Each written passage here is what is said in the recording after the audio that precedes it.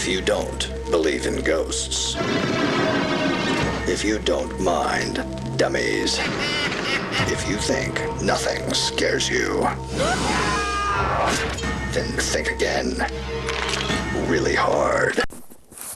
So this is the first time ever I actually have to do this, which is the interesting part about A Night in Terror Tower. There's two parts. There is the book part, and then there's the reason why they left it open-ended. Alright, which is the episode version. So the book version, it turns out that we do have another one, which is called Return to... Hold on, let me look for it. I saw it a minute ago. Here we go. Return to Terror Tower, and it says the nightmare continues. Give yourself goosebumps. Special edition number 2. So apparently we just have one where it's most likely just choose your own scare. Basically, it's that type of thing. And interesting enough, it does have a sequel, but considering no one actually covered it that I actually know of, I mean, someone most likely covered it, but most likely not the best way that I can actually use it to understand. We'll just go to the idea of, so does that mean that what was going to go down is the writers were going to use that book to make another one, an actual, maybe a two-parter, not sure. And no, it won't be the first one, would it? Well, let's see. Night Living Dummy had just Night Dummy 22 only just had one episode. Night Living Dummy. I know one of them actually had like a two-parter, didn't they? Yeah, I'm pretty sure one of them had two-parters, or maybe all of them had two-parters. I don't know for sure. It's like, I don't really know. Okay, come on, man. But yeah, I think there'll be somewhere where it's like there'll be the first time where there's all the things that comes out of it is a two-parter, which technically I think the Haunted Mask period had a 1 hour episodes each. And well, considering they do have Return to Terror Tower, that means that they could actually make a sequel, and the writers were going to use it because if you look at the very old video I created, there's multiples of episodes that they actually took it from short stories and turned those short stories into actual episodes. So if short stories can actually be turned into episodes, most likely that means they would have actually considered looking into that book and being like, it's either that or they just did it just because they needed a twist.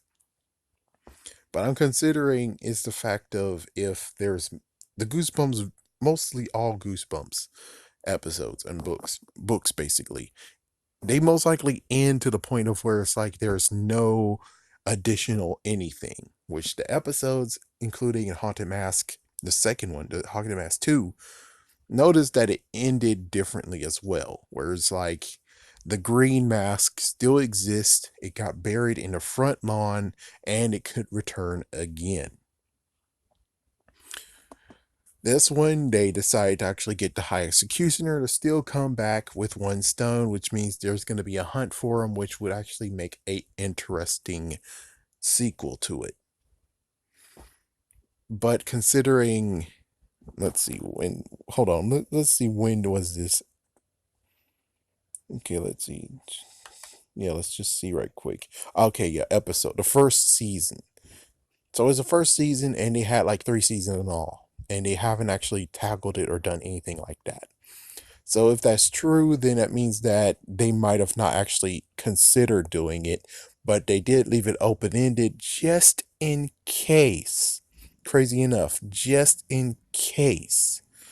So that's the interesting part of just in case they did leave it open-ended, just like the Haunted Mask, just in case, which they could have used Goosebumps Gold book after a while, and the Goosebumps Gold book could have actually have made a wham of where it's like, yes, Screams of the Haunted Mask would have actually have been the next one. No, sorry, it was Haunted Mask Alive. Scream of the Haunted Mask is the horror. But it's just interesting that there is a sequel out there somewhat, And well, no one actually touched upon it. It's just like, yeah, even the bookworm, he only chose to do Goosebumps 2000 original Goosebumps books. He never actually dived into give yourself goosebumps, which would be actually an interesting idea of him actually doing all those choose your own scare books. But will he do it? I kind of doubt it, sadly. I kind of doubt he would.